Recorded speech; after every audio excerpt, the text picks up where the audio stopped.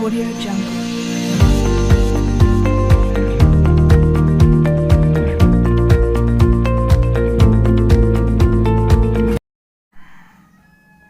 Om Swastiastu, Bapak dosen dan teman-teman. Perkenalkan, nama saya Gede Parmiasin, NIM 18011019, dan rekan saya Maharta Firmantara Lete, NIM 18011017 dari kelompok 8. Di sini kami akan mempresentasikan materi yang berjudul Mengelola Pengetahuan.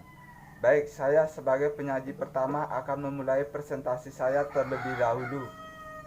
Mengelola pengetahuan. Pengetahuan merupakan aset produktif dan strategis yang sentral dalam perekonomian informasi di zaman ini dan merupakan sumber keunggulan kompetitif yang potensial. Dengan pengetahuan, perusahaan akan lebih efektif dan efisien dalam memanfaatkan sumber dayanya yang terbatas. A. Dimensi pengetahuan yang penting. Terdapat perbedaan antara data, informasi, pengetahuan, dan kebijaksanaan. Data sebagai aliran kejadian atau transaksi yang dicatat oleh sistem suatu organisasi dan bermanfaat hanya dalam transaksi itu sendiri dan tidak untuk yang lainnya. Untuk mengubah data menjadi informasi, perusahaan harus memanfaatkan sumber daya yang ada untuk menyusun data ke dalam kategori-kategori yang mudah digunakan. B. Rantai nilai manajemen pengetahuan.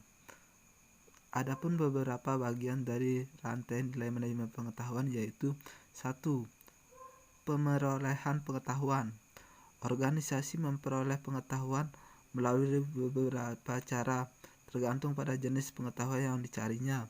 Sistem manajemen pengetahuan yang pertama mencoba membangun pusat data yang berisi dokumen, laporan, presentasi, dan praktik. Sistem ini kemudian dikembangkan untuk menyertakan dokumen tidak terstruktur seperti email. 2. Penyimpanan pengetahuan. Setelah berbagai dokumen, pola, dan aturan pakar terkumpul, data tersebut harus disimpan sehingga dapat diambil kembali dan digunakan oleh para karyawan. Penyimpanan pengetahuan umumnya melibatkan proses pembuatan basis data. Sistem manajemen dokumen mengubah data ke dalam bentuk digital, menyusun indeks, dan menandai dokumen-dokumen yang diperlukan berdasarkan kerangka kerja yang koheren dengan bentuk akhirnya suatu basis data yang dapat menyimpan berbagai dokumen. 3. Penyebaran pengetahuan. Portal, email, pesan instan, dan teknologi mesin pencari telah ditambahkan ke dalam serangkaian teknologi kolaborasi dan sistem perkantoran yang digunakan untuk berbagi agenda, dokumen, data, dan grafik. 4. Penerapan pengetahuan. Agar investasi yang ditanamkan tidak terbuang sia-sia, pengetahuan baru harus dimasukkan ke dalam proses bisnis dan sistem aplikasi yang penting, termasuk aplikasi perusahaan yang mengelola proses bisnis internal dan hubungannya dengan luar. 5.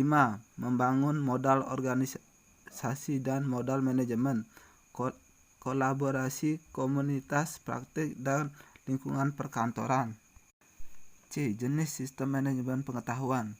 Sistem manajemen pengetahuan perusahaan adalah sistem serbaguna yang digunakan oleh perusahaan untuk mengumpulkan, menyimpan, mendistribusikan, dan menerapkan pengetahuan dan muatan digital. Sistem kerja pengetahuan atau KWS adalah sistem yang dikembangkan khusus untuk para teknisi, ilmuwan, dan para pekerja di bidang pengetahuan yang lainnya yang bertugas memperoleh dan menciptakan pengetahuan baru bagi perusahaan mereka. Sistem manajemen pengetahuan keseluruhan perusahaan. Sistem manajemen pengetahuan keseluruhan perusahaan menggunakan sejumlah teknologi untuk menyimpan dokumen terstruktur dan tidak terstruktur, mencari keahlian karyawan, mencari informasi, menyebarkan pengetahuan, dan menggunakan data dari aplikasi perusahaan dan sistem perusahaan yang penting lainnya. Masalah utama yang dihadapi adalah menyusun pengetahuan terstruktur tersebut ke dalam perpustakaan dan membuat pengetahuan tersebut dapat diakses di seluruh perusahaan. Perangkat kolaborasi dan sistem manajemen pembelajaran. Social bookmaking mempermudah pencarian dan juga berbagai informasi dengan memungkinkan para pengguna menyimpan bookmark mereka untuk halaman web dan situs web publik dan menandai bookmark ini dengan kata kunci. Sistem manajemen pembelajaran atau LMS menyediakan alat bantu untuk manajemen, pengiriman, pelacakan, dan penilaian berbagai jenis pembelajaran dan pelatihan karyawan. Sekian presentasi dari saya. Materi selanjutnya akan dilakukan penyaji berikutnya. Baik, perkenalkan, nama saya Maharta Firman Tralite. Di sini saya akan melanjutkan materi dari teman saya, yang dimana pertama saya akan membahas tentang sistem kerja pengetahuan. Sistem kerja pengetahuan atau SKP adalah sistem yang dikembangkan khusus untuk para teknis, ilmuwan, dan para pekerja di bidang pengetahuan lainnya yang bertugas memperoleh dan menciptakan pengetahuan baru bagi perusahaan mereka. Perusahaan juga memiliki sistem khusus bagi pekerja pengetahuan untuk membantu membuat pengetahuan baru dan menjamin bahwa pengetahuan ini terintegrasi secara tepat dalam bisnis. Sistem ini memerlukan akses yang mudah ke basis pengetahuan eksternal, perangkat keras komputer yang canggih yang dapat mendukung peranti lunak dengan banyak grafis, analisis, manajemen dokumen, kemampuan komunikasi, dan antarmuka yang user-friendly. Aplikasi sistem kerja pengetahuan secara umum dibagi 3, yaitu desain berbantuan komputer atau Computer Aided Design atau CAD, membuat proses penciptaan dan revisi rancangan menjadi otomatis dengan menggunakan komputer dan peranti lunak grafis yang rumit. Berguna bagi para insinyur, perancang grafis, dan manajer pabrik dan dalam memberikan kendala yang lebih tepat mengenai rancangan industri dan pabrikasi. Yang kedua ada sistem realitas virtual, memiliki kemampuan visualisasi, penerjemah, dan simulasi yang jauh melebihi sistem desain dengan bantuan komputer. Sistem ini menggunakan peranti lunak grafis interaktif untuk mendapatkan simulasi buatan komputer yang sangat mirip dengan kenyataannya, hingga bahkan para pengguna hampir percayai bahwa mereka dalam dunia nyata. Berguna bagi para perancang grafis, arsitek, insinyur, pekerja medis dalam menciptakan objek-objek fotorealistik dan simulasi yang persisi. Yang ketiga ada workstation, investasi khusus pada industri keuangan untuk mendaya gunakan pengetahuan dan waktu dari para pialang, pedagang, dan manajer portofolio. Perusahaan memiliki sistem khusus bagi pekerja pengetahuan untuk membantu pengetahuan baru dan menjamin bahwa pengetahuan ini terintegrasi secara tepat dalam bisnis. Pekerja pengetahuan dan pengembangan. Pengetahuan meliputi arsitek, ilmuwan, dan insinyur yang bertugas menciptakan pengetahuan dan informasi bagi organisasi. Pekerja pengetahuan melakukan 3 peran kunci yang sangat penting bagi organisasi manajer yang bekerja dalam organisasi. Selanjutnya, saya akan memberikan contoh sistem kerja pengetahuan. Aplikasi sistem kerja pengetahuan dibagi menjadi 3, sistem perencanaan dibantu komputer, sistem realitas virtual untuk simulasi dan pemodelan, dan workstation keuangan. Desain berbantu komputer atau CAD membuat proses penciptaan dan revisi rancangan menjadi otomatis dengan menggunakan komputer dan peranti grafis yang rumit. Sistem realitas virtual memiliki kemampuan virtualisasi, penerjemahan, dan simulasi yang jauh melebihi sistem desain dengan bantuan komputer. Selanjutnya saya akan menjelaskan tentang teknis cerdas atau kecerdasan tiruan. Organisasi menggunakan teknologi kecerdasan tiruan untuk menangkap pengetahuan individu dan kolektif, dan untuk mengkodifikasi serta memperluas basis pengetahuan. Kecerdasan tiruan atau artificial intelligence adalah upaya untuk mengembangkan sistem berbasis komputer atau baik perangkat keras maupun perangkat lunak yang berperilaku seperti manusia. Sistem seperti itu akan mampu mempelajari bahasa ibu, menjelaskan tugas-tugas fisik yang berkoordinasi atau robotik, menggunakan perlengkapan pemahaman yang menginformasikan perilaku fisik dan bahasanya, sistem pemahaman oral dan visual, dan berusaha menyamai keahlian manusiawi dan pengembangan keputusan atau sistem pakar. Kecerdasan buatan tidak memiliki fleksibilitas, keluasan, dan keumuman dari kecerdasan manusia, tapi dapat digunakan untuk menangkap, mengodekan, dan memperluas pengetahuan perusahaan itu sendiri.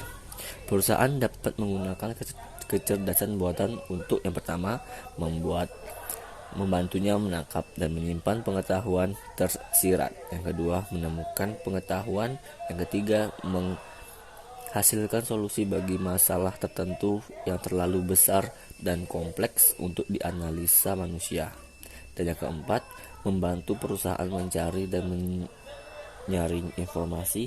Sistem ahli penalaran berbasis khusus dan logika fuzi digunakan untuk menangkap pengetahuan yang bersembunyi. Jaringan saraf tiruan dan penggalian data digunakan untuk menemukan pengetahuan. Teknis cerdas lainnya yang dibahas didasarkan pada teknologi kecerdasan buatan atau AL yang terdiri dari sistem berbasis komputer. Menangkap pengetahuan sistem ahli. Sistem ahli adalah teknik cerdas untuk menangkap pengetahuan yang tersembunyi dalam keahlian manusia yang sangat spesifik dan terbatas cakupannya. Sistem ini menangkap pengetahuan dari pekerja pakar dalam bentuk serangkaian aturan. Serangkaian aturan ini dimasukkan ke dalam memori atau pembelajaran perusahaan. Bagaimana sistem ahli? Yang pertama, bagaimana sistem ahli bekerja? Sistem ahli bekerja membuat model pengetahuan manusia menjadi serangkaian aturan yang secara kolektif disebut basis pengetahuan. Strategi yang digunakan untuk melakukan pencarian dalam basis pengetahuan disebut mesin inferensi. Dalam penalaran maju, mesin inferensi dimulai dengan informasi yang dimasukkan oleh pengguna dan mencari informasi dalam basis pengetahuan untuk akhirnya mencapai suatu keputusan. Selanjutnya, kecerdasan operasional penalaran berbagai kasus. Pengetahuan organisasional dapat ditangkap dan disimpan dengan menggunakan penalaran berbasis kasus. Dalam penalaran berbasis kasus, berdeskripsi dan pengalaman masa lalu seorang spesialis yang dipresentasikan sebagai contoh kasus disimpan dalam basis data untuk digunakan kembali di suatu waktu pada saat seorang pengguna berhadapan dengan kasus baru dengan parameter yang serupa. Selanjutnya, teknis kecerdasan lainnya. Sistem logika fuzi. Logika fuzi adalah teknologi berbasis aturan yang dapat mempresentasikan sistem yang telah disebutkan dengan menciptakan aturan yang menggunakan nilai subjektif atau nilai yang mendekati. Logika fuzi dapat menjelaskan fenomena atau proses tertentu secara linguistik, kemudian mempresentasikan dalam sejumlah kecil aturan yang fleksibel. Selanjutnya, jaringan saraf tiruan. Jaringan saraf tiruan digunakan untuk menyelesaikan masalah-masalah yang kompleks dan sulit dipahami, di mana sejumlah besar data mengenai masalah tersebut telah dikumpulkan. Selanjutnya algoritma genetik. Algoritma genetik berguna untuk mendapatkan solusi optimal untuk masalah spesifikasi dengan memberikan sejumlah besar kemungkinan untuk masalah tersebut. Selanjutnya, sistem alhibrida. Algoritma genetik, logika fuzi, jaringan saraf tiruan, dan sistem ahli dapat integrasikan menjadi aplikasi tunggal untuk mengambil manfaat dari fitur-fitur terbaik teknologi tersebut. Sistem seperti ini disebut sistem kecerdasan buatan hibrida. Dan yang terakhir ada agen intelijen. Agen intelijen program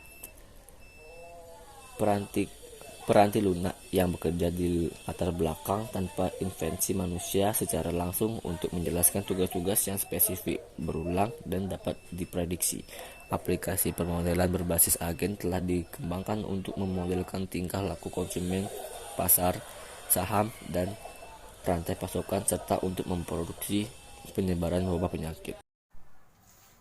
Baik, sekian presentasi dari kelompok 8 tentang mengelola pengetahuan. Terima kasih.